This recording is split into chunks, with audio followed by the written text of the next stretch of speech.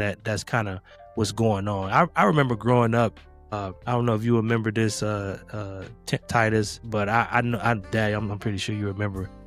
On my elementary school ground, there was these yellow signs called "Say No to Drugs." Oh yeah, like they put them all around. It was this huge campaign. Yeah, and they had like the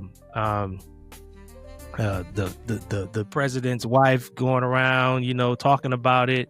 Yeah. Say no to drugs, and then we'll go outside for lunch. Say no to drugs, and it was just like this huge campaign, to say no to drugs. But in actuality, our country is the opposite of that campaign, because as soon as you say no to drugs, now everybody's on drugs now. I mean, whether it's legal drugs or illegal drugs, they starting at almost infants, you know what I mean? Putting them on drugs and all the way up to seniors. It used to just be in that time where the older people or the elders who had some certain medications and things of that nature, but now it's everybody's on drugs. And that's a big change from not too long ago. I'm not that old.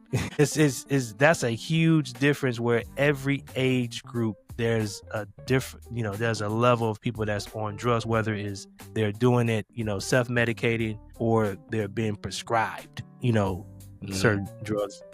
What do you all recall from that era and compared to now?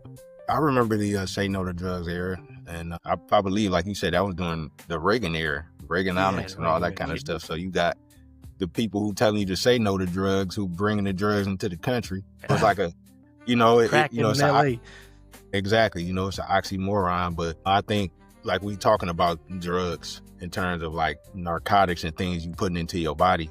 And that was one of the major issues in that time in the 80s, the late 80s, when we got the crack era and all that stuff coming into fruition. You know what I mean? But also the rush of supplying drugs and supplying them in your neighborhood and getting money, and the rush of all the things that money was able to buy you, that was a drug in itself. Right.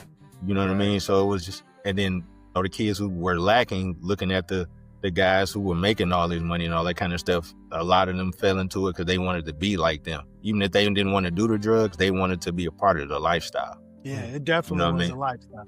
Yeah. It definitely was a lifestyle.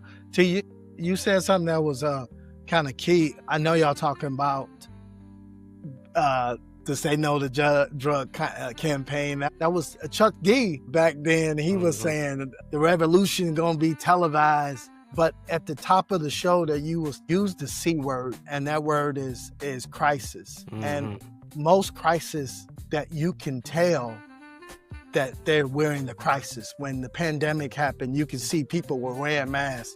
But this type of crisis, it's hitting. The facts are 14% of our youth are using some type of drugs. But here's why we don't realize that there's a crisis. Because they're not like in the alleys. They're not walking the street. They're in the church. They're in the schools. Like the vaping, the pills, the thing that they're addicted to is so small to hide. Amen. You need a healer.